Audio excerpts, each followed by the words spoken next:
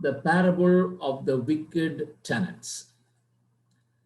Jesus keeps talking to the chief priests and the elders. They are the people who came to Jesus trying to trap him by asking questions. Last week we meditated on it. By what authority are you doing these things? Who gave you this authority? Their intention is to find fault at Jesus. Their intention is to try to trap Jesus so that they can kill him. They wanted to kill Jesus. But Jesus is not avoiding them at all. He said another parable. He is still talking to him, talking to them. Why Jesus is still talking to them? Is it to put them down? Is it to reject them? Is it to show them their place where they belong to? No, not at all. Jesus' intention is very clear. He wants to teach them the truth. He tries all methods to see that the truth is passed down to them. He wants them to know that he is the true God. Even in the Gospels, when you read other Gospel passages, we notice that Jesus always engages himself with the people who oppose him. Pharisees, Sadducees, scribes, chief priests, the elders. He never rejected anyone. He was always willing to embrace them. Anyone who asked him question, whether with the right intention or wrong intention, he would always answer. It is people who rejected him, but he was always willing to embrace people. Let's come to this parable, the parable of the wicked servants or wicked tenants. There are four characters in this parable: the landowner, the tenants, the servants, and the son. The generous landowner, the wicked tenants, the sincere servants, servants of the landowner, and the committed son, the son who was willing to die. Wonderful parable. It's self-explanatory. So I'm not going to, explain this. But then, as we look into the parable, let's apply. Let's see what we can learn from this parable. Now, the generous landowner, he planted a vineyard. He did everything to plant the vine, put a fence around it, yes, a strong boundary wall, dug a wine press in it, yes, that's what they want to do. They want to produce wine. And he built a watchtower. He made all provisions. Everything is beautifully done. It is something like this. You are given a full furnished house. You have to simply enter the house with your toothbrush. That's it. It's a fully furnished house. It's everything given. Everything is taken care. This is how God treated Israelites. He gave them a land to live, gave them a holy city, put a fence around it, kept them away from all enemies. A big wall was built around the city of Jerusalem. He gave them commandments, 10 commandments. Moses brought these commandments from the Lord. A clear instruction. Love your God and love your neighbor. The first four is related to how you should submit yourself to the Lord. The first four is related to why God is important in your life. God is supreme. You submit to Him, you worship Him, then you will live. First four. Then the second six talks about our relationship with one another. And our blessing on this earth depends on how we treat others. Very beautifully, the 10 commandments were given. And he dug a wine press. Why? He gave them work to do. Um, they have to produce. All is set for them to produce wine. There is an expectation. You bear the fruits of the kingdom. Uh, he has done everything, and now you produce the uh, fruit of the kingdom. The generous landowner is sending his servants to collect the produce only at the time of the harvest. He is not disturbing them now and then, but he is not even checking whether they are keeping the vineyard clean, tidy. Is everything all right? No, he's not doing that. He is sending his servants to collect the produce only at the time of harvest. When we look at ourselves, we see ourselves the same. We received blessings from God in the same way. He gave us a nice land to live, a nice country to live. The country in which we live is a blessed country. We need to know. We need to acknowledge this. He gave us a church with full of activities. He gave us a job to do. I know some of us are going through a tough time, but remember how God led you in the past. He will lead you in the future. Everything is provided by the Lord, and He is only asking us to produce the fruit of the kingdom. In our recent study on Exodus, we found interesting message for us. When the Israelites left Egypt and when they walked in the wilderness, they fought with Moses. They murmured against Moses. They said, look, if we had been there in Egypt, we would have had our stomachs filled. But now you brought us in the wilderness, and we are going through a tough time. It's difficult for us. They always complained, they murmured, grumbled against Moses and against God. What is the problem with them? What is the problem with them? I think there are two important problems we see with the Israelites. Number one, they wanted God to entertain them as He did in the land of Egypt. 10 plagues. They were engaged with sensational activities. And God miraculously opened a way through the Red Sea. Yes, entertainment, full of sensationalism.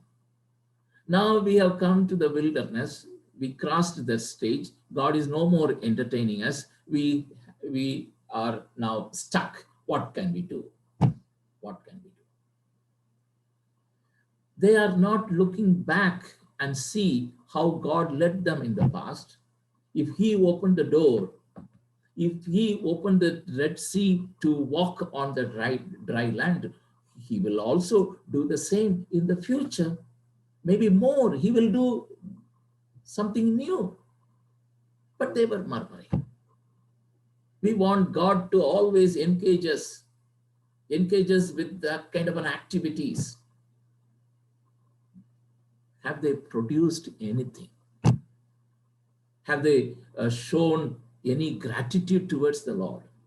Have they lived a life which brings glory to the Lord?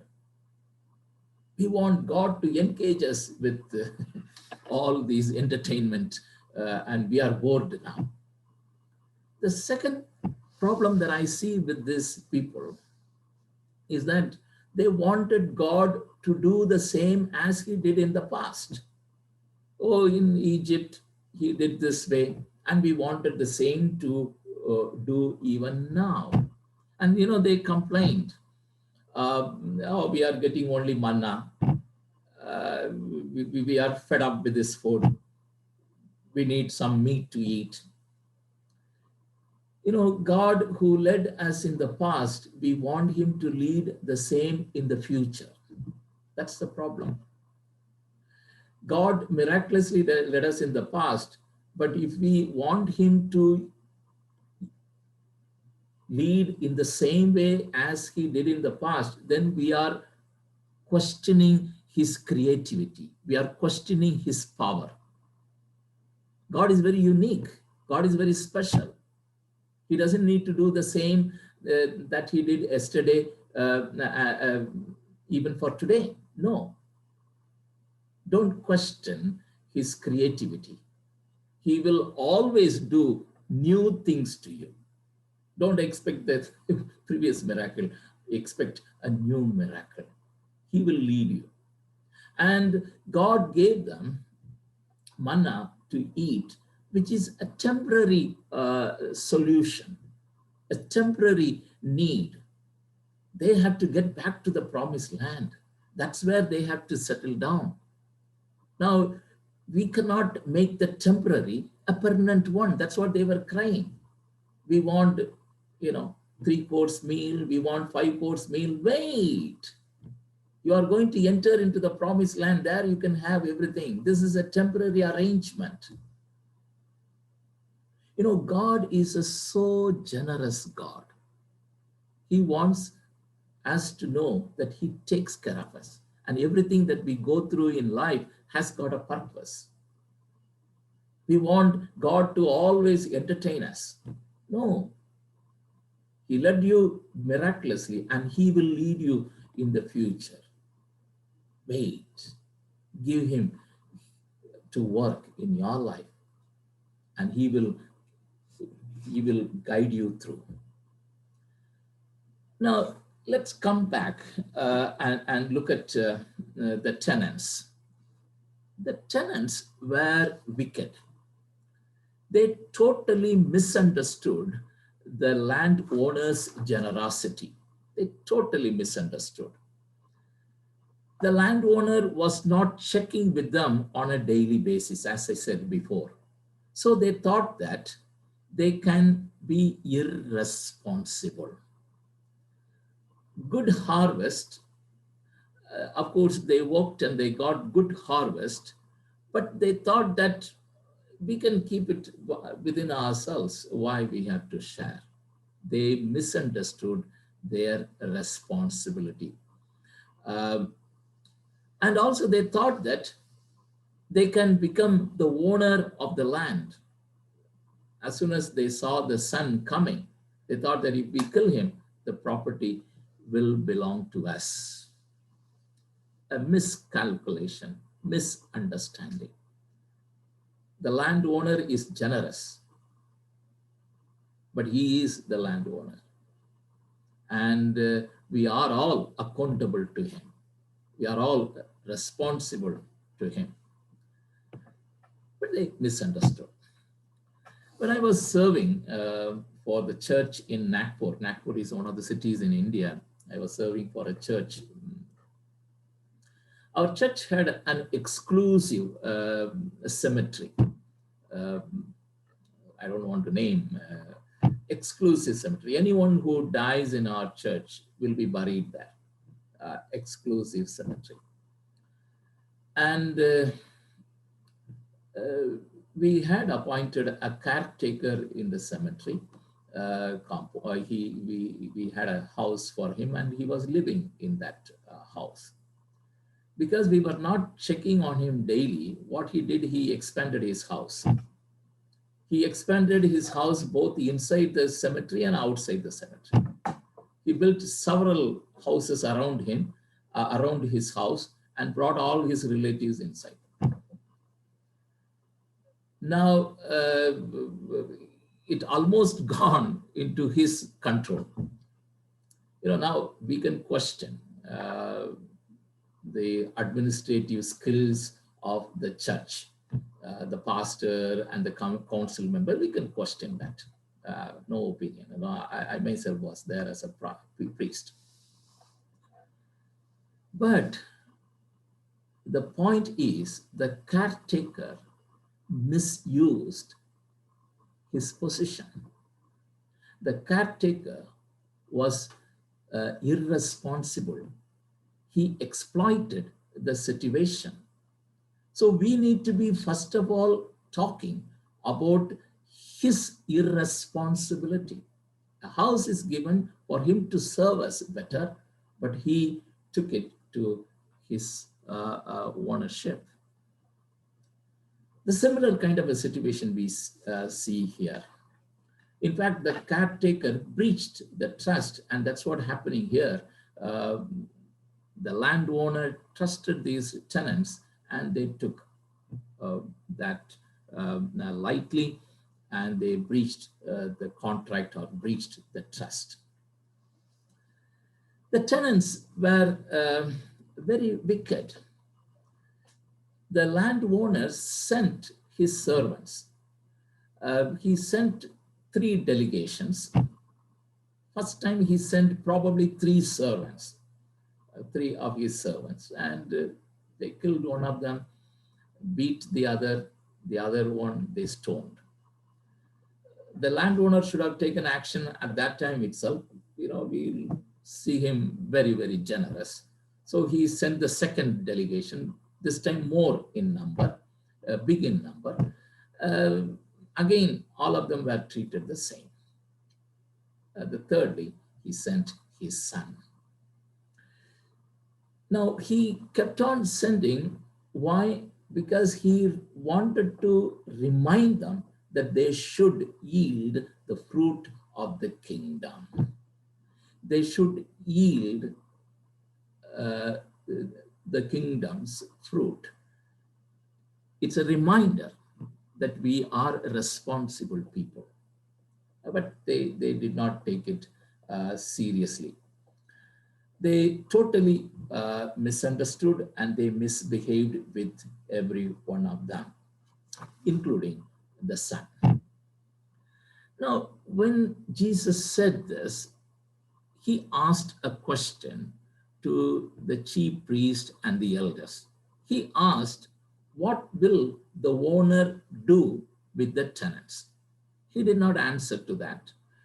He wanted them to answer. What will the owner do with the tenants? Jesus could have said it by himself, but he did not. He wanted his listeners to respond. Why did Jesus say that? Why did Jesus ask the tenants, the listeners to answer? I think it is all because Jesus came to give life. He is not here to bring punishment or destruction or annihilation or death. No, that is not his purpose. He came to this world to embrace people, to love, and to go and help them.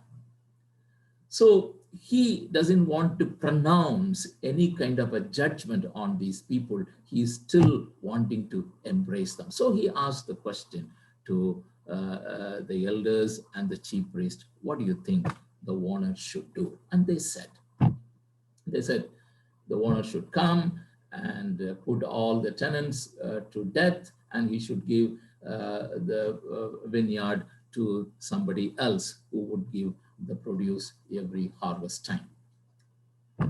Jesus did not say, the listeners said. The story could have ended there.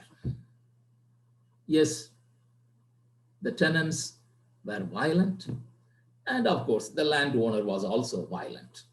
And if that is going to go, then the violence or violence is going to be repeated. So there's no end to it. So Jesus comes up with something else at the end. He said, the builders rejected the stone, which has become the cornerstone. The stone the builders rejected has become the cornerstone. Why did Jesus say this here? What is the connection between this statement and the story which Jesus said some time ago? What is the connection? What Jesus is saying here is that you rejected the Son. You thought that you have embraced the property. You thought that Son is not necessary.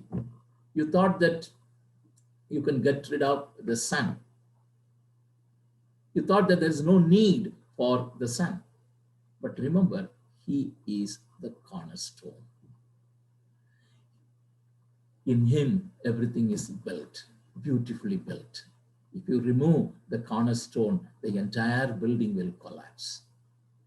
And everything is properly lined because of this cornerstone. And Jesus very beautifully said, don't be rebellious. Anyone falls on this stone will be broken to pieces, because he is the judgment.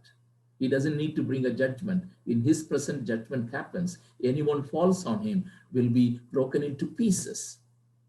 And anyone on whom the stone falls will be crushed.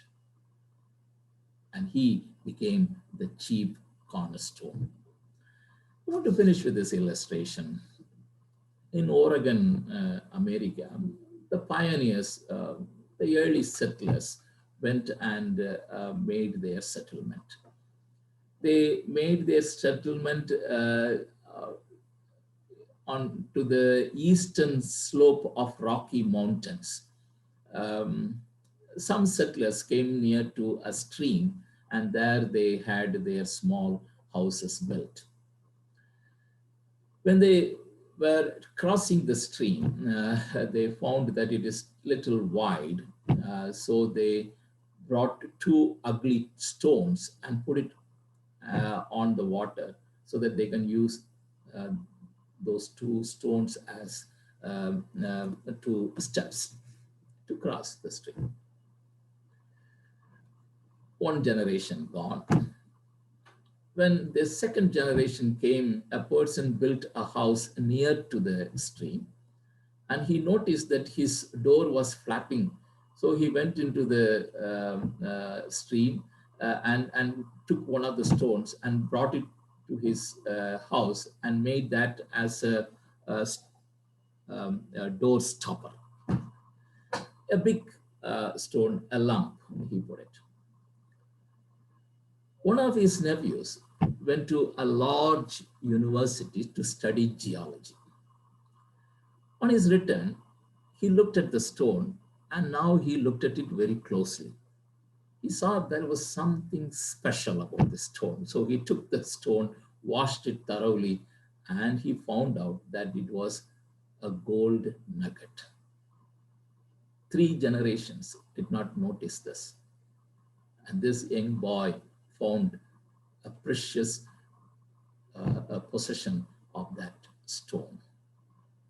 Yes, we have been talking about Jesus, and we know who Jesus is.